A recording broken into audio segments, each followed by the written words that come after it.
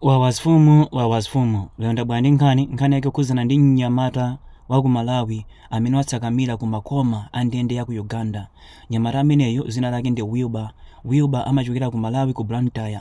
Adapita ku Uganda mu chaka cha 2019. Atafika ku Uganda china chilichonse chinali bwino. Adayamba mabizinesi ake ang'onoang'ono mpaka anapanga bizinesi yake ya okada. Adali ndi anthu amene amagwira ntchito, amene amayendesera njinga za moto, ndipo anthu ambiri amamudziwa. Ndiwo akhala athamangitsa mafailo kuyambira mu chaka cha 2019 mpaka na mu chaka cha 2026. Ndakuti pa 1 Julayi ku nyumba kwake kunabwera munthu amene amatchedwa BSJ. Atafika anamuwuza kuti m'bale, ku nyumba kwathuko andithamangitsa landlord wanga wakwiya kwambiri chifukwa chakuti sinimalipira rent. Chonde katundu uyuyu ndisungire, ndikupita ndikasakasake dola kuti ndipeze nyumba ina yoti nzikakhalamo. Idali TV, laptop ndi zinthu zina za nyumba.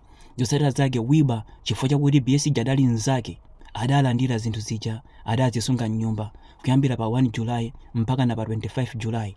Ndakuti pa 25 Julayi ku nyumba kwake kunabwera anthu aja adanena kuti ife nda apolisi tikukumanga pa mulandu opezeka ndi katundu wakuba. Ndiye Wilber analodabwa pozindikira kuti katundu uja sadali wa BSJ.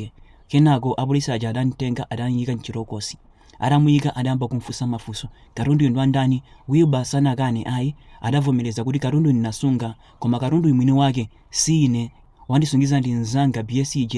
Kenako apolisi adayamba kusakasaka BSJ, koma BSJ sakuoneka kumene ali, komanso mphekesera zikuveka kuti BSJ wachokamo mu dzikomo, sali ku Uganda ayi. Ndiye pano pa Wilber ali mchirokosi pa mulandu osunga zinthu zobedwa, ndipo mwini wake wa katunduyo ndi mzungu, ndipo mzunguyo ali mchipatala.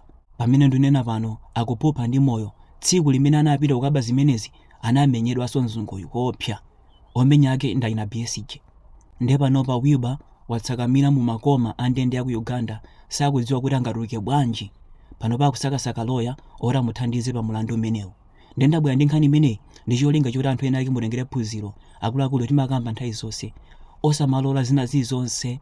Munthu akabweresa ndisungirezi osangovomereza, chifukwa chakuti zimene amapanga azinzanu usiku simukudziwa.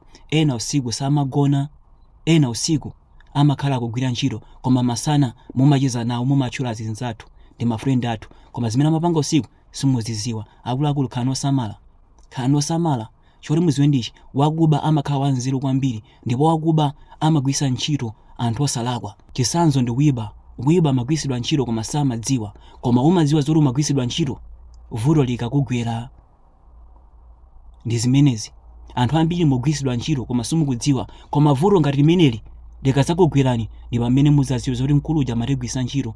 Wakuba amagwisa ntchito anthu osalakwa. Wakuba akaba chinthu mnyumba samachigulisa tsiku lomwelo, amachisunga kaye, chifukwa chakuti amadziwa kuti pa market paipa. Akachigulisa tsiku lomwelo anthu amudziwa kuti nzinthu zinzobedwa, chifukwa chakuti nkhani ija imakhala ili nkali ndi amadzisunga kaye. Ndiye kudzisungako sangadzisunge mnyumba mwake, chifukwa chakuti iye uja ndi wakuba, ndipo apolisi amadziwa wakuba wina aliyense amene ali mdera mwawo. Ndiye munthu akabwesa nkhani amapita straight kwa munthu uja. Chisanzo zinthu zimene mazona mafilimu zija, awa Two Finger ndi wakuluakulu amadziwa kuti amapanga za Two Finger ndi wakuti.